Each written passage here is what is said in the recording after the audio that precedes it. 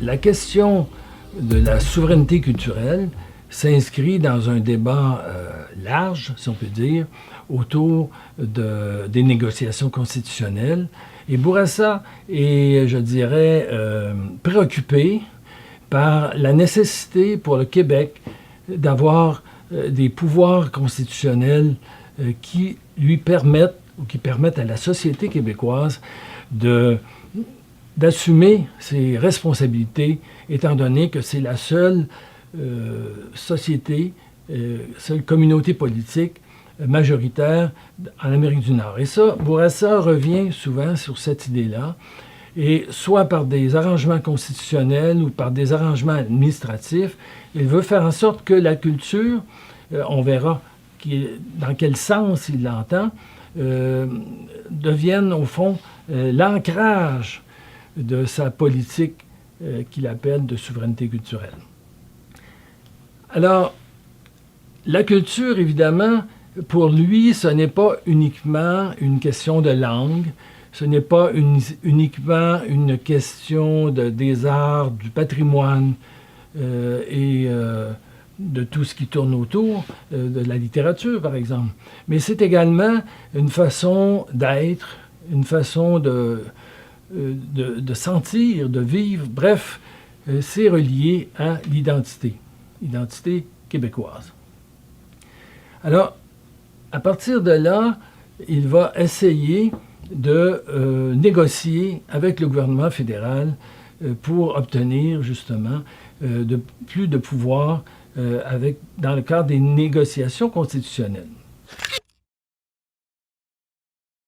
Et là, il va évidemment rencontrer deux types d'opposition. La première, le gouvernement fédéral lui-même. On sait qu'à cette époque, Gérard Pelletier est secrétaire d'État de 68 à 75. Et au cours de cette période, le gouvernement fédéral va développer sa propre politique culturelle. Alors, le secrétariat d'État va devenir, en somme, le ministère fédéral de la culture. On va intégrer dans ce ministère, dans cette structure, des liens avec Radio-Canada, l'Office national du film, la Bibliothèque nationale, le Conseil des arts. Bref, toutes les institutions fédérales vont être un peu sous la gouverne de ce secrétariat d'État. Et Pelletier va définir donc une politique culturelle fédérale qui n'est pas uniquement adressée ou liée à des préoccupations vis-à-vis du Québec, mais comme affirmation de l'identité canadienne par rapport aux États-Unis. Donc, il y a une volonté de créer une politique nationale de la culture. Alors, cette volonté fédérale va se heurter, évidemment, aux prétentions ou à la volonté du Québec, de Bourassa et de ses ministres de la Culture, en particulier Jean-Paul Lallier, Denis Hardy, on le verra plus loin, à développer et à rapatrier des pouvoirs qui lui sont dus d'après Robert Bourassa. L'autre volet, si on peut dire, de l'opposition, c'est celle des milieux souverainistes. On sait que c'est la montée du Parti québécois, c'est aussi la montée des mouvements de gauche liés aux syndicats. Les artistes au Québec, dans les années 70, ont beaucoup d'envergure. Il y a une effervescence culturelle qui est la création, en même temps, je dirais, une frustration qui se développe par rapport à l'action ou à l'inaction, si on veut, du gouvernement québécois et du ministère de la Culture, qu'on appelle à l'époque ministère des Affaires culturelles, par rapport à la création au Québec. Donc, l'autre opposition va venir des mouvements souverainistes, et en particulier le Tribunal de la culture. On verra que ce tribunal va avoir une critique radicale, je dirais, des positions de Bourassa sur la souveraineté culturelle.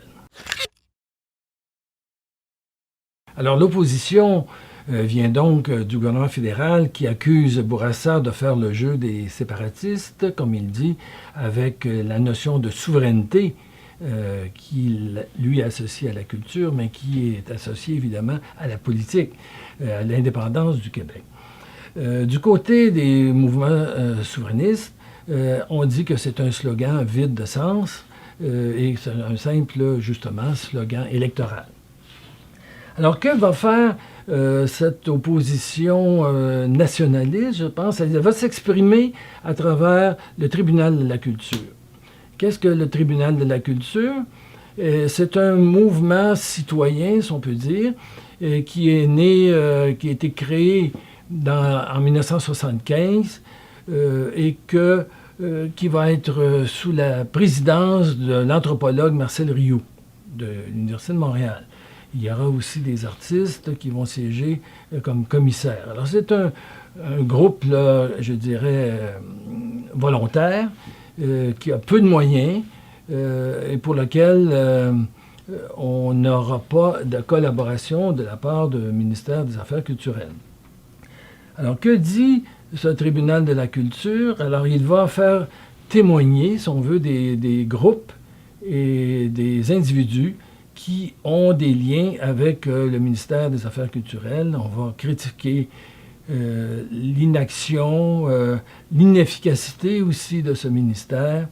Et on va être assez critique et assez sévère. Il faut dire aussi qu'à cette époque-là, les ministres changent beaucoup. Il y a eu M. Cloutier, ensuite Mme Clark-Casgrain, ensuite Denis Hardy, et à la fin, Jean-Paul Lallier. Donc, des gens qui, comme ministres, ne durent pas plus qu'un an, des fois moins, ou deux.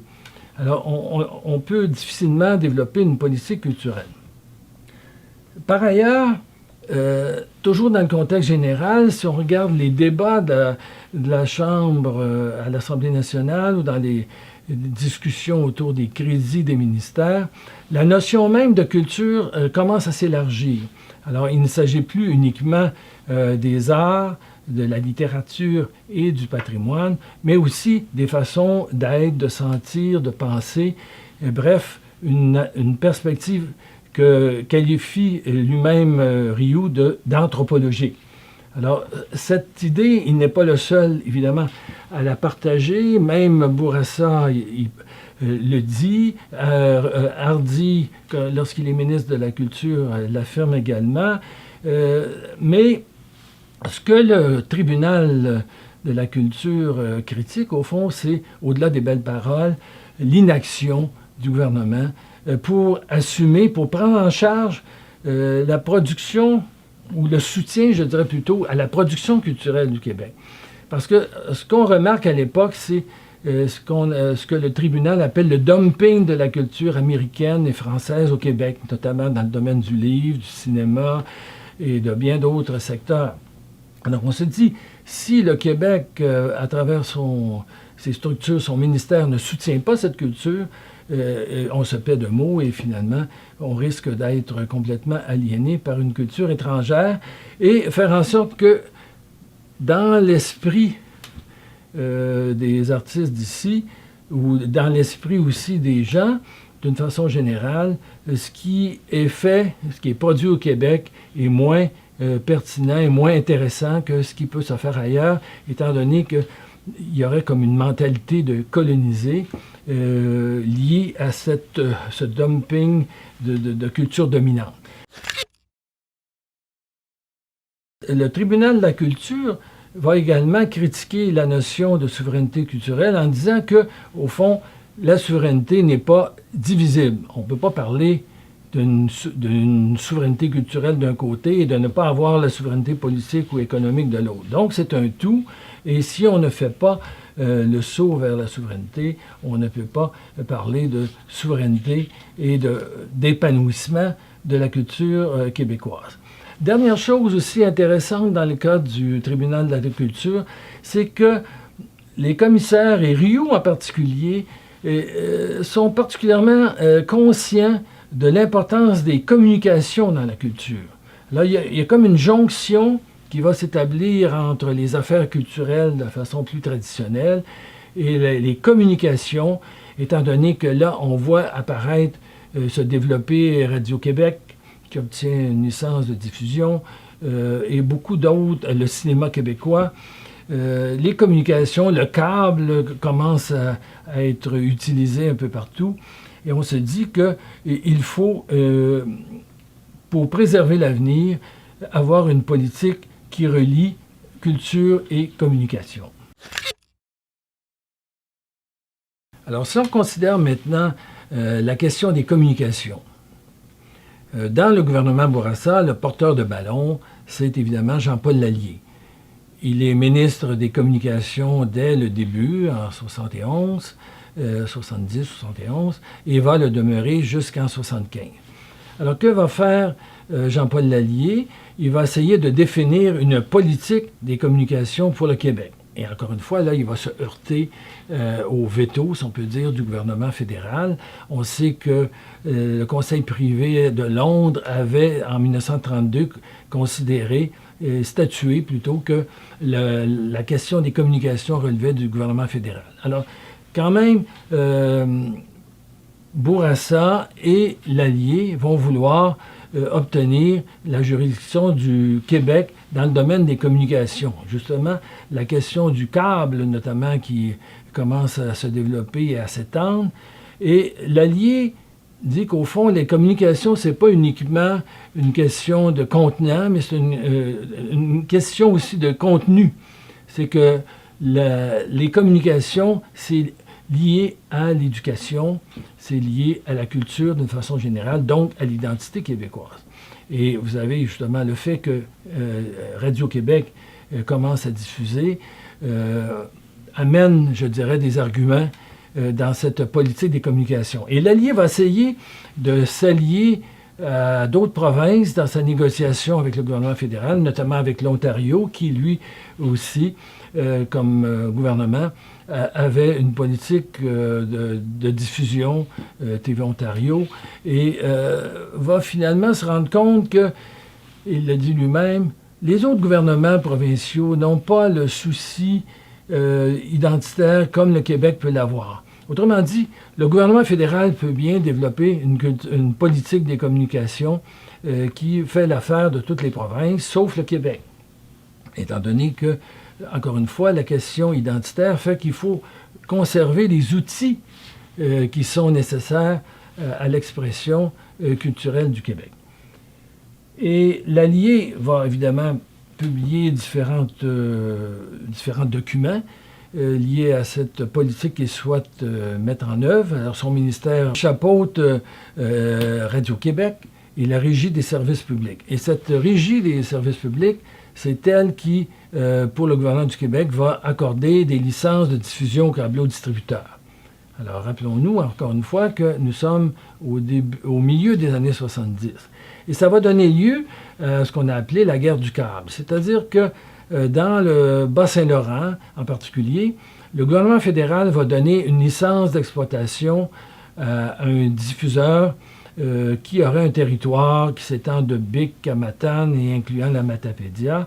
Et le gouvernement du Québec va lui donner, via la Régie des services publics, un territoire plus restreint à cet promoteur appuyé par le fédéral pour donner le reste du territoire à un promoteur de Rimouski.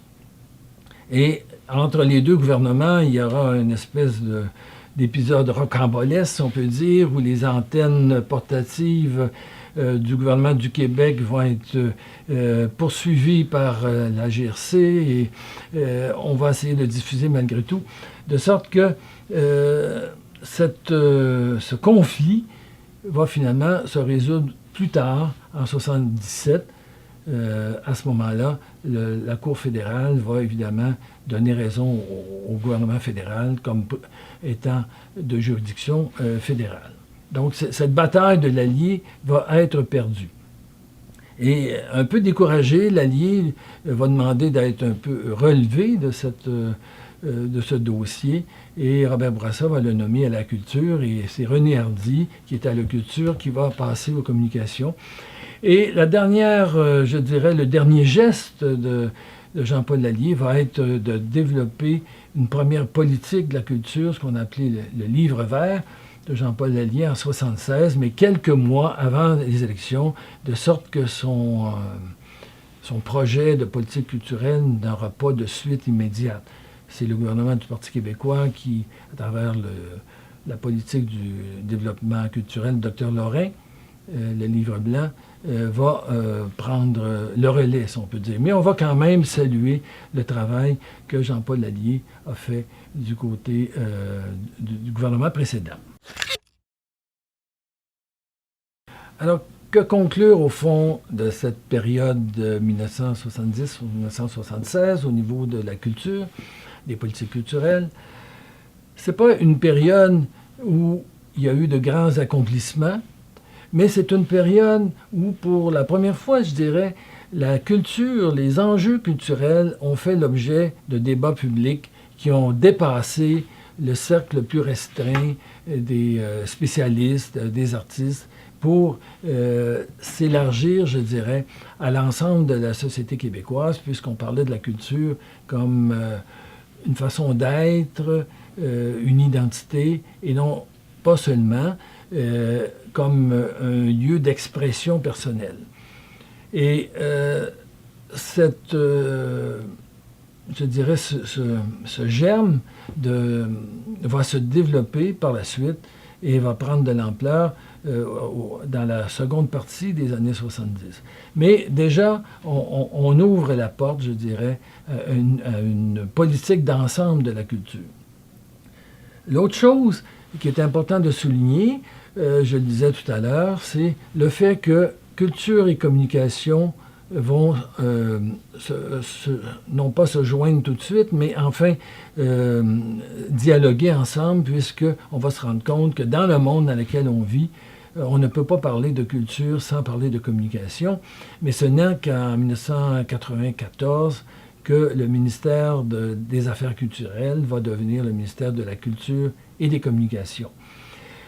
Mais déjà, les bases, je dirais, de cette discussion, de cette vision sont établies à l'époque des années 70-76.